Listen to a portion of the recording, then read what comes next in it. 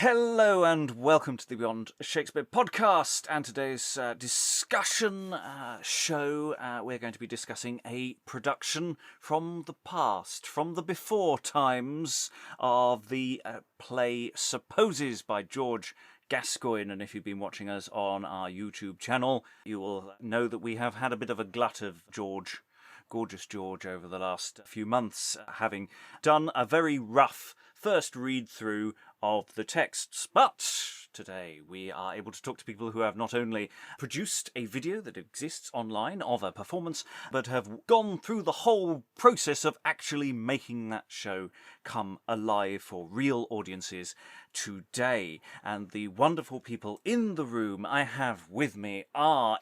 Hello, I'm Sam Plumb. I am a theatre maker. I live in Cambridge. I do quite a lot of work in youth theatre. And... Hello, my name is Riana White. I'm currently a student and an aspiring actress, theatre maker.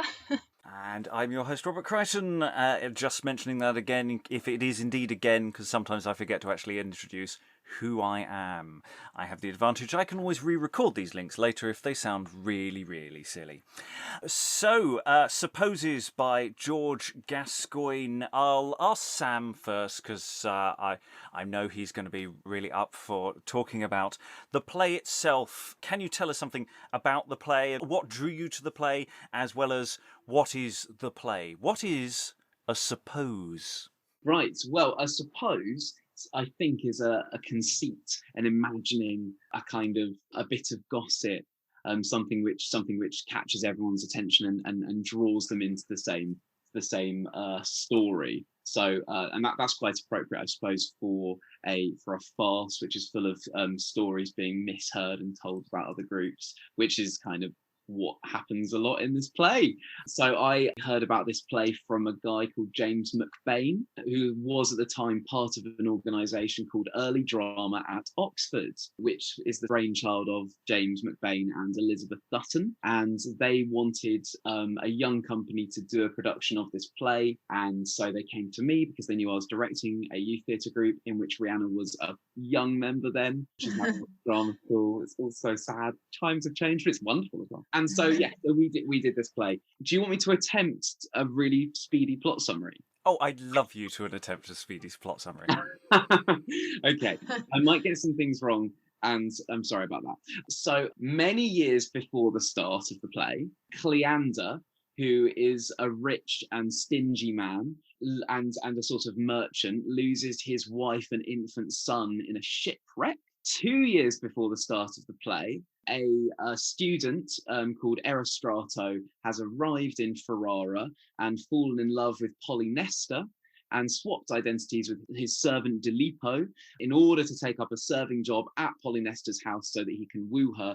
Meanwhile, Dilipo, his servant, lives the life of a master, of a student, and sort of wanders around Ferrara with loads of servants. Then you're in the play itself, and the lovers are now getting quite tetchy because for 2 years they've been keeping this secret. So the first thing that happens is that Polynesta tells her nurse about who this serving man really is, and of course he's in fact a student and her lover, unbeknownst to her father.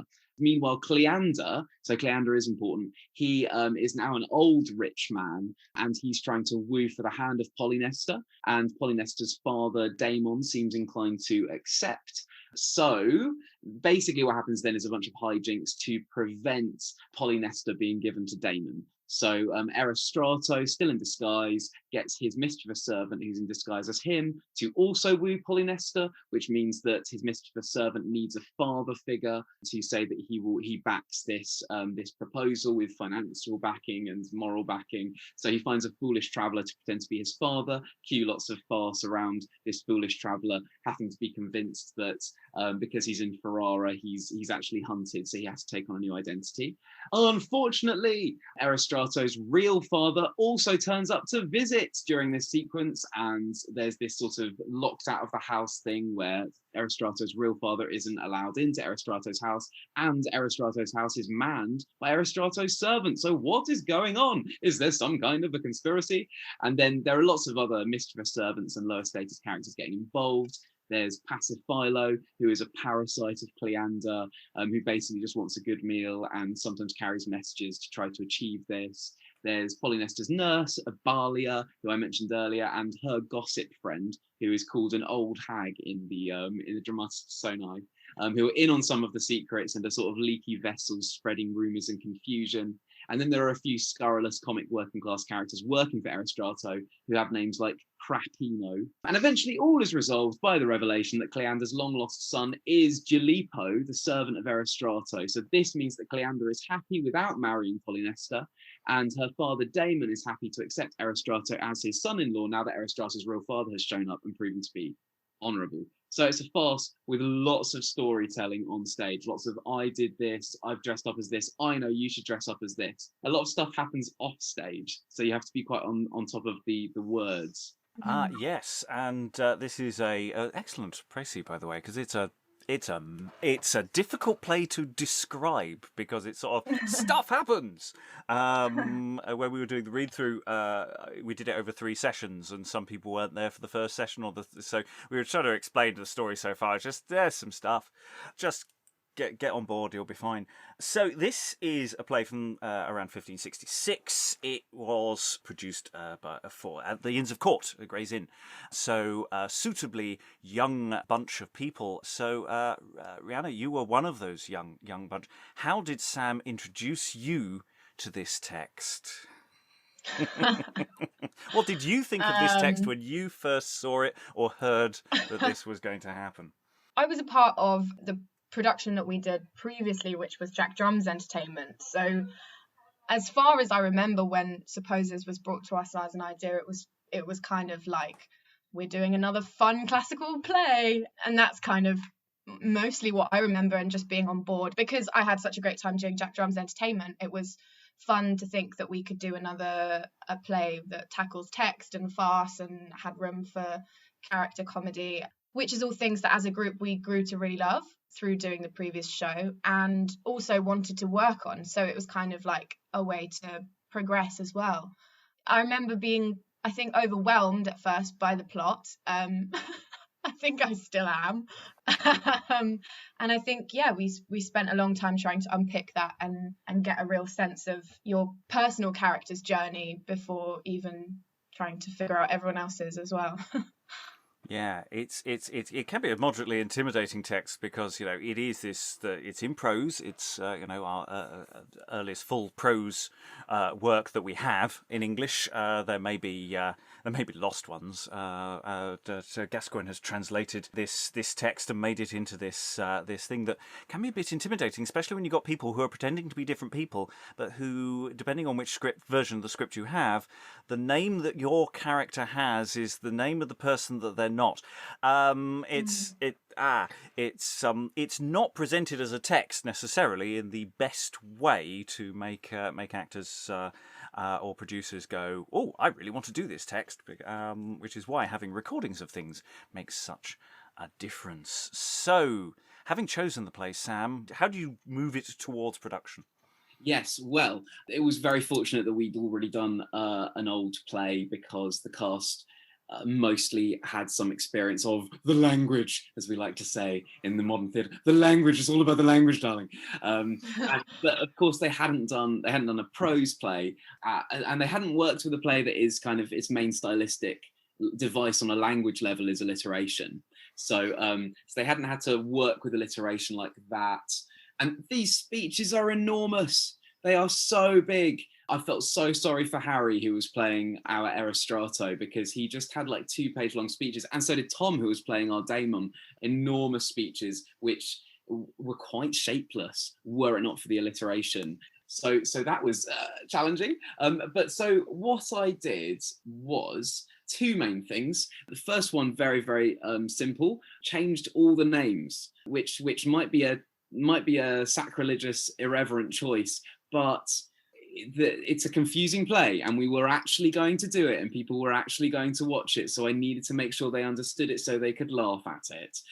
So I modernized all the names to things we would recognize, because I figured modern audiences won't instantly go, oh, Erostrato, he's a lover, and things like that. and then that kind of went hand in hand with changing the locations, so because we were performing it first and foremost in Cambridge, we changed the locations to Cambridge, Peterborough, London, and Brighton, and had this sort of network of locations we could do in-jokes about, and that allowed for options with improv, some of which we took up. We had this song whenever Brighton was mentioned that went, "Brighton, Brighton, a very bright town," which didn't in the end, I think, happen in the play, but it provided a lot of laughs through rehearsals. It was very immature. Yeah, I was just going to say, because Sam, I've worked with you. I've been your lighting designer a few times, Yeah. so I have an idea of how you work, and communicating that to the audience at home. There's an awful lot of playfulness in the room, and there are games where that comes in. I was going to say, Riana, you did you have any horrid speeches, and your character? Actually, I don't know if I've asked you what your character was, and what was their original name, and what was the name you ended up with? Did you let them choose their own names, or did you choose? Yeah, that was democratically done. And can I just slip in? So we changed the names and we did that democratically. And the second thing was I basically did like half of every rehearsal was improv. It had nothing to do with the play, which was to do with building a good vibe, but also making upping their comic timing. And I thought that really paid off. But yes, Riana, you were. So I played the character Cleander, who is the lawyer that's trying to woo Polymnestra and trying to find his lost son. And his name, when we updated it to 1950s Camden, then became Quentin Quincy, which I will always be fond of. I love that name. I think it's so silly. Yeah, and what else? You had a fake beard. You had a fake beard. Fake beard. Oh, so good. Yes, Did you have any long speeches? Did I have any long speeches? I didn't have any speeches that were as long as the ones mentioned for the characters of Damon, etc. Yeah, some people have speeches which are sort of storytelling and almost stand-up material, and some people are more engaged in the action. Were you more your character more engaged in the action? I think. Yeah, he was, and it was more sort of, if he did have a paragraph, it was kind of him being angry, or him having a sort of crisis about his masculinity, or him talking about the details of when he lost his son, and they were all kind of quite self-indulgent, which also meant they were fun to play with, but they were quite involved in the action. I didn't have to address the audience directly at any point, I don't think. So in terms of the text, I mean, it's a chunky old bit of text. Did you do much in the way of cutting, adaptation as it were, or how much were you able to let the text speak for itself? Well, I was trying to serve the needs of early drama at Oxford. I didn't want to completely appropriate the play. I wanted to, because one of the things they're keen on is you're doing this text with a sort of analogous cast, so with a young cast in analogous spaces. So we were performing in historical space. I'm sure we'll talk about that later. But I was trying to not mess the text up, but also I was trying to fill it and drop in. And so to begin with, I cut very little. But then we did our first performance, and Riana will remember this. And after our first performance, I halved all the speeches, all the big chunky speeches. I should have done that long before. I was learning on the job. All right.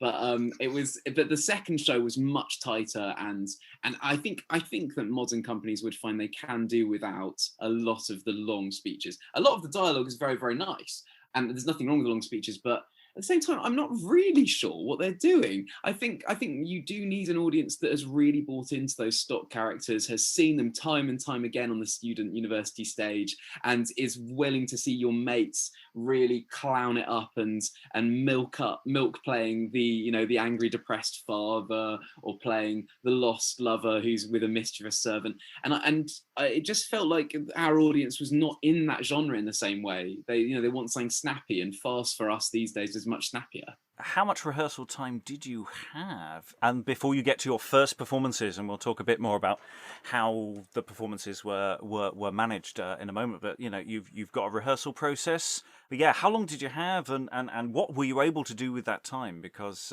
sometimes these things can crunch down to quite a small period of time, or was it quite long? Well, these days I am much more efficient, and I feel, as a director. But 4 years ago, I felt like I was cramming loads into our process, and I'd say an awful lot of the process was devoted to just improvising and building a company. And I look back on this show and I think that those performers, we had 12 performers. That was one of the happiest casts I've ever had. They got on so well by the end of it. So I do think that time was well used in those regards, and I think that energy was readable from the audience. That supportiveness. But the way we did it was, so we started rehearsing in September, and the first show was in March. So we rehearsed every Saturday in term time. That's the way that organisation works, 10 a.m. till 5 p.m. But in reality, I wouldn't say we got 6 or 7 solid hours of focused work every Saturday. We did a lot of playing, a lot of silly drama games, a lot of improv games, a lot of stuff that had nothing to do with the play. And then we'd be like, oh, we've got to learn our lines. And then because one thing that's really convenient about this show, and a reason that I do think it's a doable show, and it's also a funny show, is that it's made up of duologues. So you can do partial rehearsing with it, which is nice. So I'd have a group of 12, and often I would just split them into groups, and then I would sort of roam between the groups, and they would work up their own scenes together. So you can do quite a lot like that, and make quite a lot of progress if you're willing to do simultaneous rehearsals of little segments. And then we performed in March, and in April we performed a few performances at the Mumford Theatre in Cambridge, which is a student theatre as part of Anglia Ruskin University, which is a massive stage, and we had 2 big doors and a proper kind of farce set, which we were really proud of, and a big red curtain, so we could do the farce thing. And then we used the doors built into Queen's College, Cambridge dining hall, which is an Elizabethan dining hall, and a space like the ones in which the play would originally have been performed. So those 2 doors the students go in to dine in, and the long tables, that was our set, and we had people sat on those long tables. That felt very different. And then Queen's College, Oxford, similarly, we used their doors. In fact, weirdly, the first half of that show was performed outdoors as like a kind of alfresco performance with a fake door, and then with a prop door, and then we performed indoors with the doors that were like the site-specific doors, if you will. So it was a real range. So yes, go back to the rehearsals, Riana. How was that process for you, and finding the show, and that development of rehearsing the show, the difference in finding it before you actually get to an audience? I think a lot of it started off with research into the language and really getting our head around the plot. And then when we relocated it to the 1950s, it was fun to figure out all the different contexts and make sure that all lined up as well. So it was kind of like learning the original plot and then almost relearning it. But that definitely helped and made it more relevant for us, and also gave us kind of more license to play with it, because it was then in a world we understood and could have fun with. I'm recalling playing a lot of games and really coming together as a cast. I think sometimes we would, as Sam said, a lot of the scenes are duologues. So I remember with my scenes, I would go off, and sometimes we would just try and come up with our own blocking to start with, and then come back and show you. Is this correct, Sam? I'm having memories of this. Yeah, I think hope so. I didn't dream this up. No, I think you're right. It's hilarious, and also I completely forgot to mention the whole 1950s thing. So this just shows. I mean, like, I don't want it to sound like all of this was planned. It was really interesting working on this show, because I was really learning how to direct, and it was a great show to do that on. The first 2 months of rehearsals, the book I'd read before rehearsals, really stupidly, was that Katie Mitchell book about directing.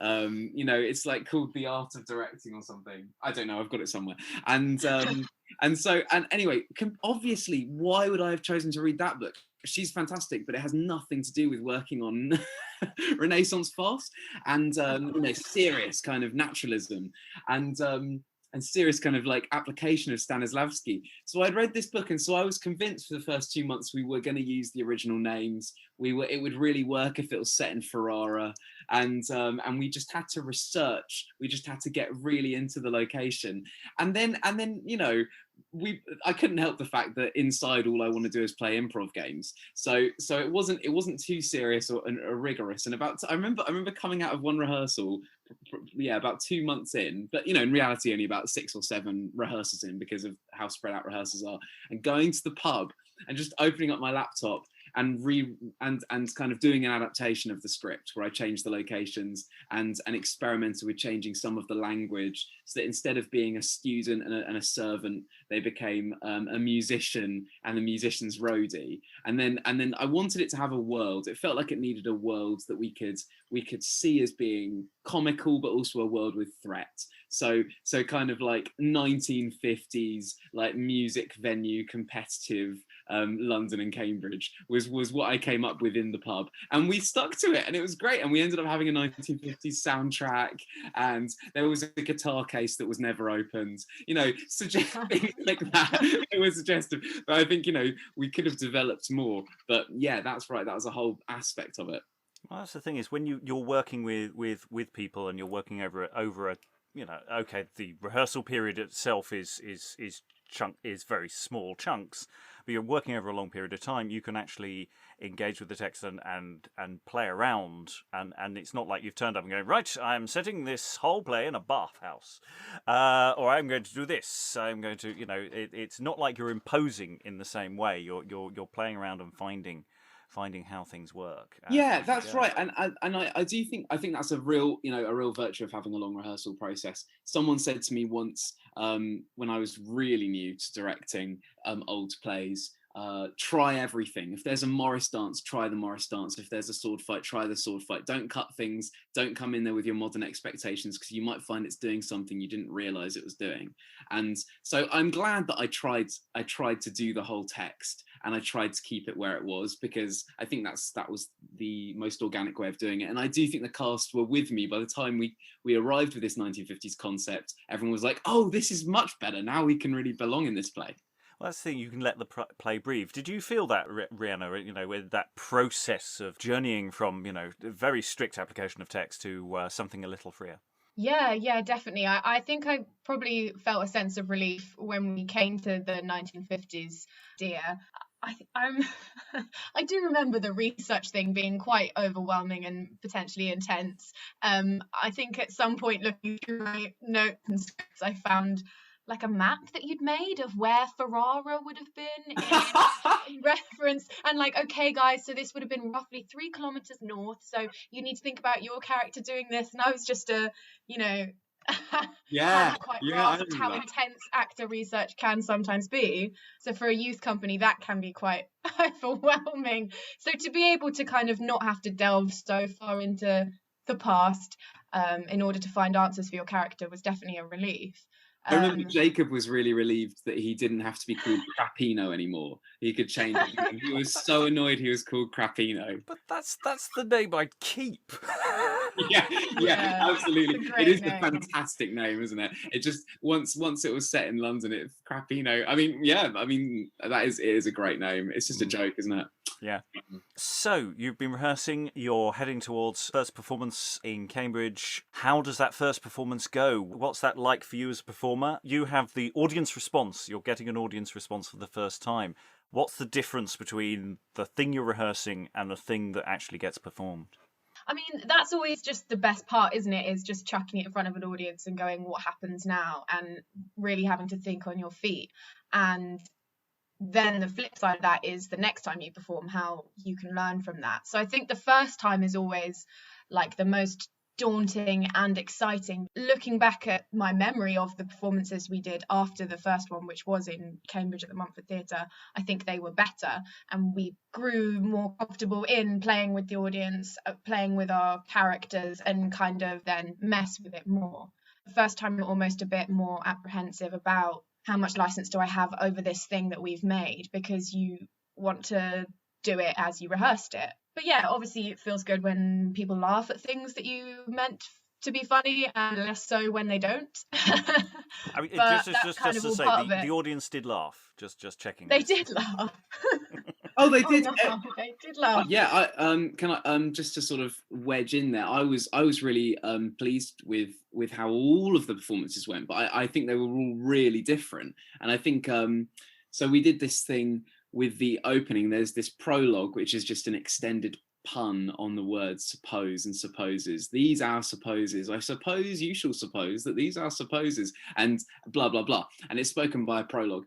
And we didn't know who was going to speak it for a while, and then we decided it would be spoken by the father of Polynester, Damon, and that we would treat the opening as the kind of the father of the bride speech at the wedding of Polynester and Erostrato, on the grounds that we didn't think that was going to give too much away. It's not really a spoiler, I think, in a romantic farce that the lovers do get together. So we had him come out in front of a red curtain and stand in front of a lectern and do this speech, and we had all the cast sat in the audience in their costume. So for the whole, as the audience were coming in, they were mingling with them in character, and that's where I really felt pleased and relaxed and proud of them, that we'd done all this improv work and they were just very comfortable doing a youth theatre version of immersive, and you could already feel the audience were relaxing and going, oh, this is unusual. We were expecting this to be all highbrow and academic, and they're just mingling with us, just chatting away, and they all have balloons.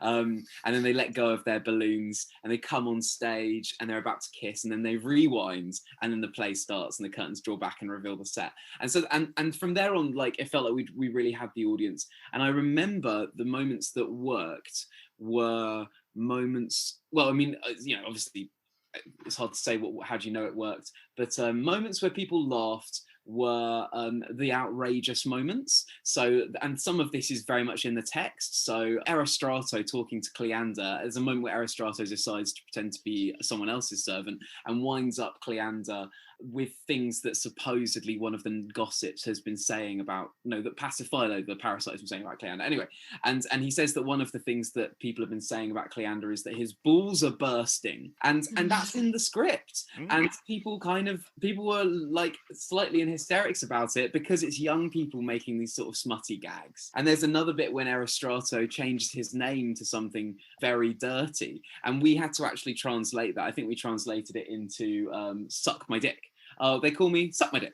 Or something like that, because the original text had some joke that was exactly the same, it just wouldn't have been understood. I can't remember now what the original word was, but moments like that got like kind of, they kind of got that gasp of hysteria which you're looking for. And other moments which I remember, I felt like there was a kind of web of magic being woven during those first performances, were when we kind of snuck in some flashbacks, because there's these long speeches where people are going, oh, this is how we met, or this is my poor wife, or this is what happens. And so we had this rule where we would try to act that out. So in the first scene, Polynester is describing to her nurse Balia how she met Erostrato, and how Erostrato and Dilipo changed outfits in order to bring Erostrato closer to Polynester. And we just kind of played that scene out under that monologue with a little bit of music in the background, and it felt like a film, and you saw them swapping outfits, and it's a classic trick, but it worked really well. And then once we'd established that, we then sort of started to undermine our own convention, because then later in the play, Damon is doing this monologue about, oh, his poor wife who's dead, and if only she were here, then Polynester would have behaved and wouldn't be so weird and running off with all these men. And we actually had Riana present in this conversation in a massive veil, coming on as the ghost wife and doing this really mad interpretive dance as the ghost wife with a young version of Polynester under this speech, and things like that. Well, those things went really well because the audience thought they'd understood a convention, knew that it was being modernized for them, and then saw that it was being pastiched before their eyes. The dialogue that Gascoigne writes is sparkling. I mean, he really does know how to turn a line. Some of this is down to the play that it's translated from, but, in terms of actually crafting dialogue, that opening speech, that opening prologue, is really, really funny and very clever. And of course, it's presumably, I mean, it's I don't know if it's difficult to learn, but once you've learned it, I suspect they'll never forget it. Yeah, absolutely. Yeah, you're right. The dialogue is so well paced. It was just a dream. Yeah, we during the read through, we were finding that I underestimated how much text we could put in because they read it so quickly. They read the text about it was like watching a video on 1.5 speed. It just moves at such a wonderful pace. So you've done your first performance. There are other performances. How spread out is your tour, as it were? Is it all happening in a clump, or are there gaps? Do you need to re-rehearse in between? And what I'll go to Riana first. What do you remember about that process of doing it to different audiences, very different audiences as well? Did you find they reacted in depending on the context of who you were performing to? So in the Mumford, one of my character traits was that he had a terrible cough, couldn't get through many sentences without starting a horrible, disgusting, vulgar coughing fit.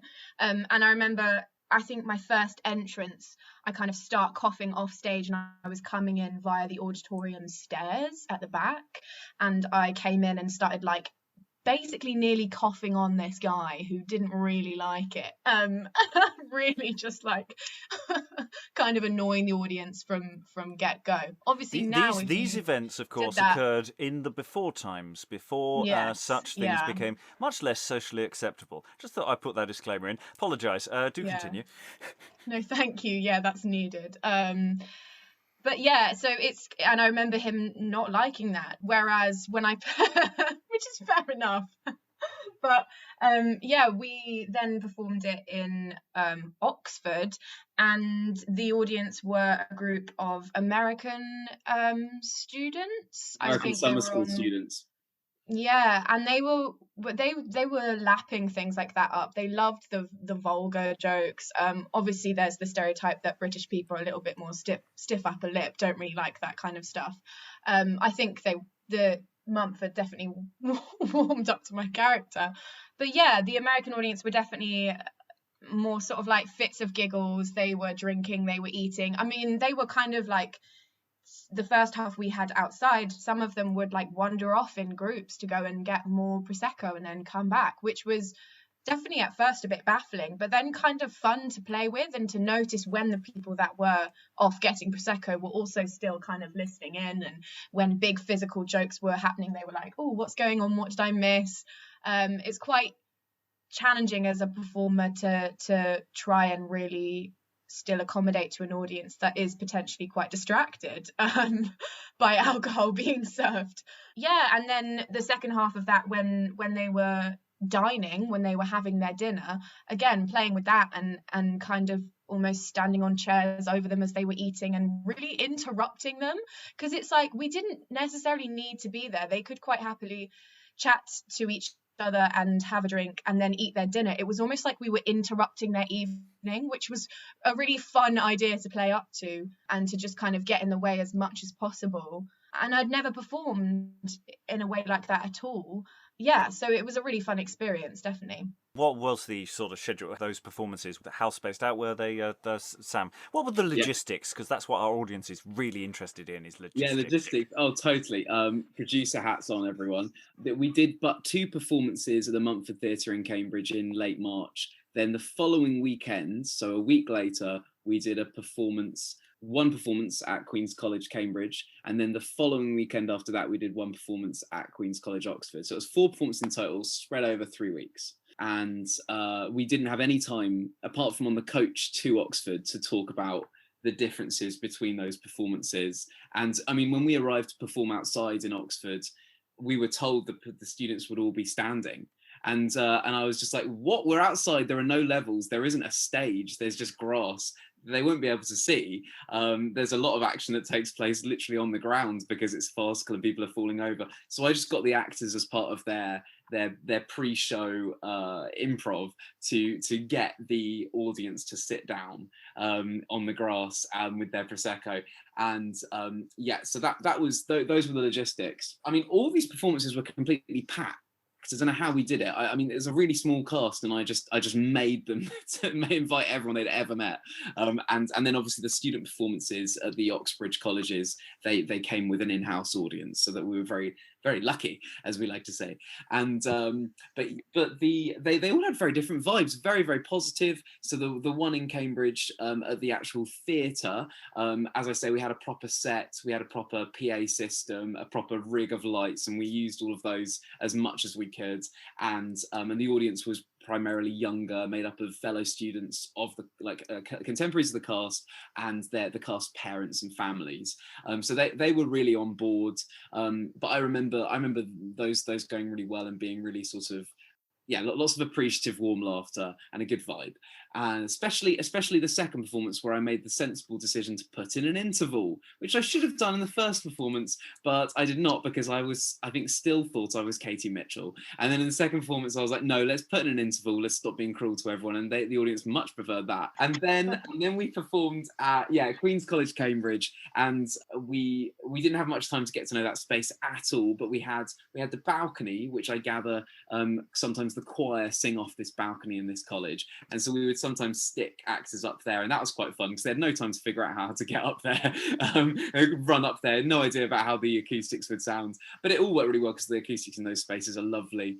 And the only slight inconvenience which we turned to our advantage was that a bell would toll every 15 minutes, and whenever the bell tolled, the cast would just all hold their hands up and pause as if they were sort of summoning gods. And it was just a game that we evolved, and we just decided that we couldn't pretend it wasn't happening, and it would always happen in the middle of some dialogue where it had nothing to do with bells tolling. So it just became this mad immersive joke that the audience, I think, fully got on board with.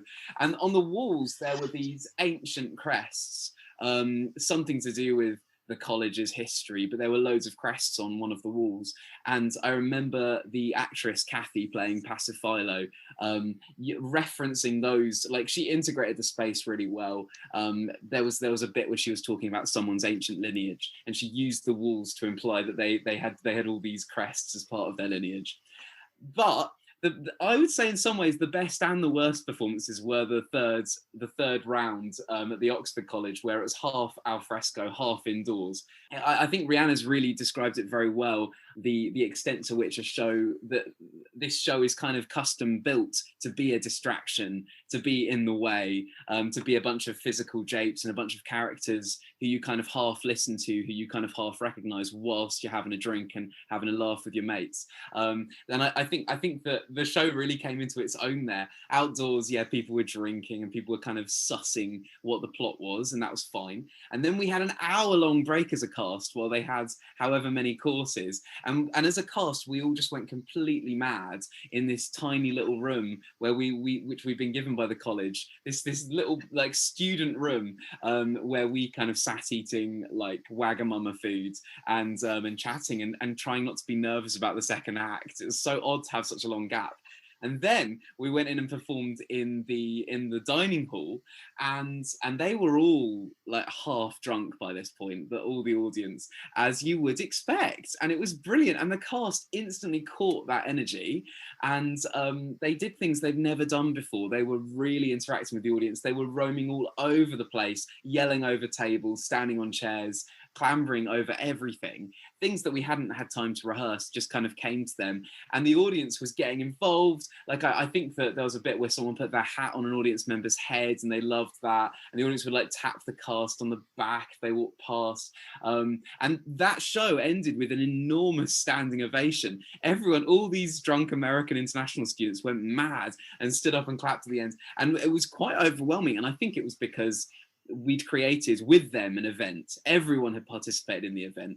Maybe some of the story had been lost, maybe some of the fine details, but it was a raucous affair, and that felt like very true to the play as well, in a way.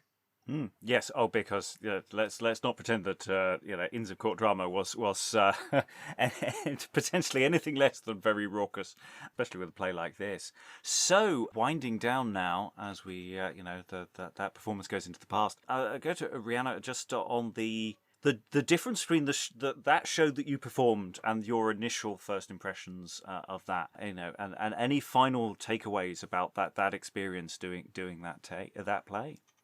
Yeah, well, what Sam's just described of the raucous event that was the Oxford performance, that's definitely the kind of place that where that show is held in my memory, rather than in the kind of scary looking fat text that we were given to begin with.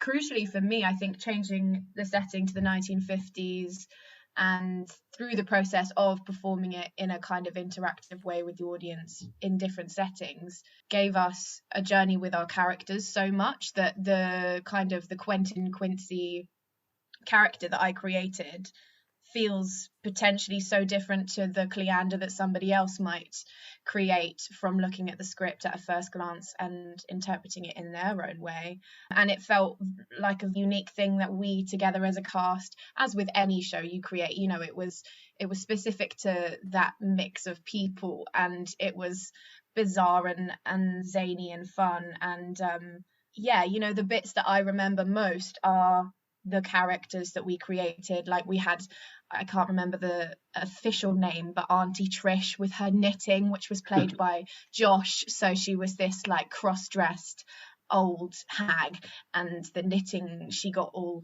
caught up in it. And topless Josh as Ted, who was the Cambridge salesman with his bike, and the kind of physical gags that we created that obviously helped tell the story of the text. But personally, that's more fun to play in the moment, and you've got more leverage over that with an audience and when it's live, which is what the fun of performing that play was for me.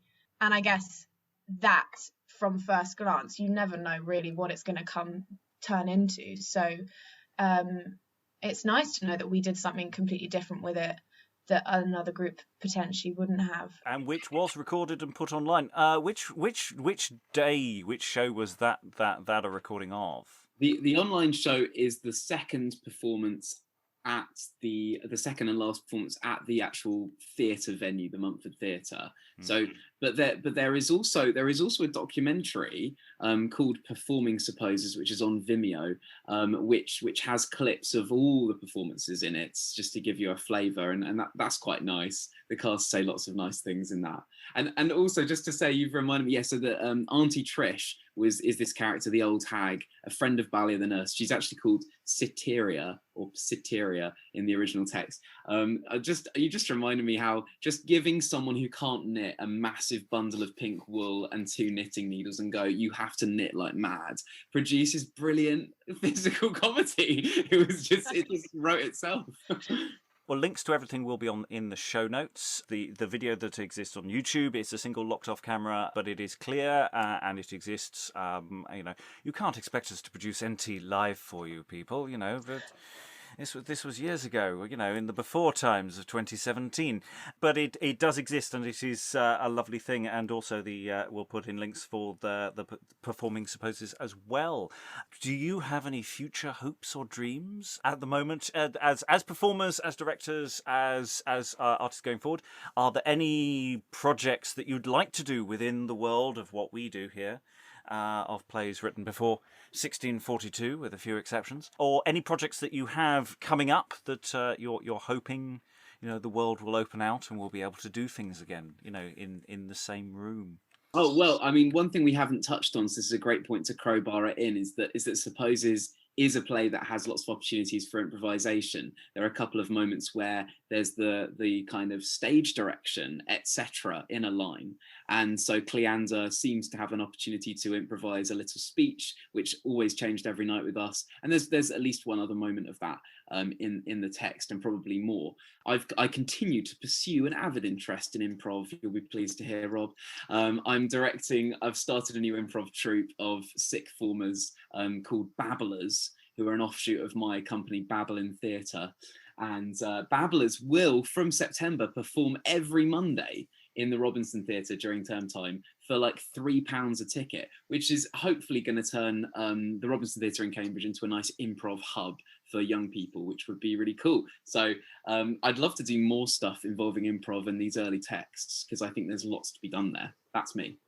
As a performer and a creator, I tend to have an interest in kind of everything. I like to flit around.